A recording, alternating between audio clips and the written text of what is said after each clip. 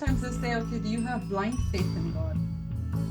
Or is this whole thing is, it's a blind faith? But isn't materialism a blind faith too? Thinking about this point quite a bit, like, why is only putting faith in God blind faith? Looks like we're creatures of faith. Because even the faith, see, you're born, you're sent to school, you spend like as many years as you do there, you're working.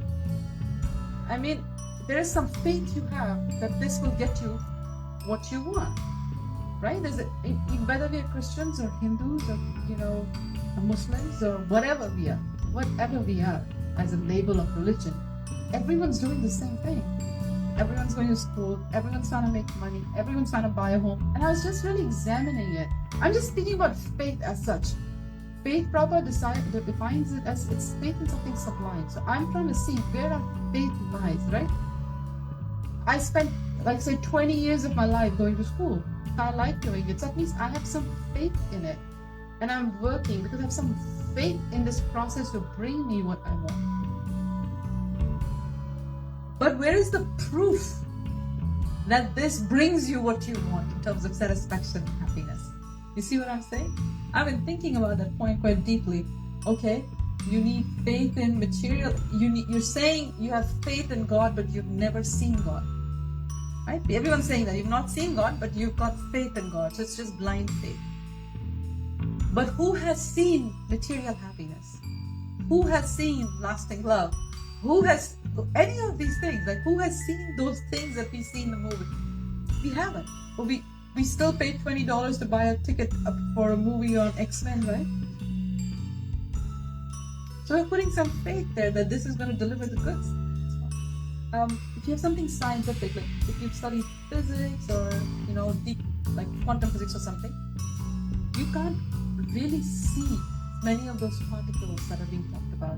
If you have really studied, like, say, oceans, there's so much of the oceans we can't see.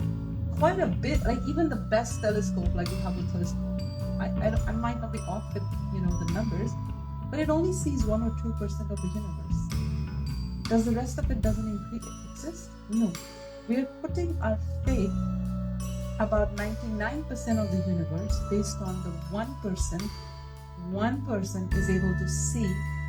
And whatever they see is also multiple light years off, because apparently the light from there takes these many light years to come to us. So it's off. We're not seeing any real image. We're seeing something that's thousands and billions of years old. So I was really noticing that I was like, even if I want to believe in the materialistic way of life, even if it is all a matter of where you put your faith. Human life means maybe choosing where you put your faith, right?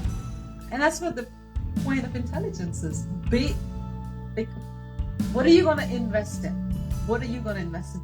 And I was thinking, like, this question about what you want to invest in, it's not such a simple question. It seems like, how can you put your faith in this? Everybody else is doing that.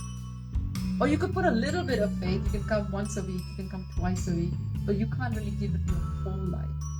Because if you're truly a seeker, if you're truly looking, you should examine your beliefs. We should throw our beliefs in the test. Okay. And then when you examine, you actually see material life is also a matter of faith. You have some faith that if you find the dearly beloved, all these things that you are feeling right now will go away. If you find the best child in the world, all those things you feel are going to go away. If you have the best mother in the world, all those things you feel are going to go. You have some faith in these things. But where is the example outside of movies where someone's actually kept that? Maybe momentarily, but that's about it, nothing lasting. When you actually get into the details, and here's this sort of detective films and stuff like that, they're always like, when you start digging in, everyone looks dirty under a microscope. They say, like, it's true, right? From the outside, from Instagram, from YouTube, they'll say, oh, they're having stupid time. But from the inside reality of it, it's very different. It's very different. So I came to the conclusion that it is a matter of putting faith. Those who are putting their faith in materialism are also doing it, and I'm also doing it. Now, what's the key difference? What is the key difference? The key difference is is there proof? Can you verify that a process works? That's the key difference. Can you verify that someone who's pursued material happiness and has reached the pinnacle of material happiness can beat birth, death, old age, and disease, can beat those fates? Is there proof in that, right? An intelligent person is going to examine what is the result of following this path and what is the result of following this path. And for that, you need to observe people who are following that path, right? And you have to try it fully. So, but I was just thinking this, when we try to answer the question, who is God or what is God, there is some other things we need to consider. It's not as simple as, my name, I say, Mr. A is God. No, I say Miss B is God. And then somebody else says Miss C is God. And then the whole world keeps fighting. They say the whole world fights on religion. All wars are religious wars. But how many people are fighting for service to the Lord? How many people say, you're taking my service away. You're taking my ability to love God. We may be fighting in the name of God, but are we fighting for service to God? Or are we fighting for taking away the resources that have been provided by the Supreme and how to exploit them and use them for our own purposes? So deep down, when we look into our heart, we'll find a different reality. But looking into our heart might be a very difficult job, which most people don't want to do. Most of us want something surface. We're okay living on the surface.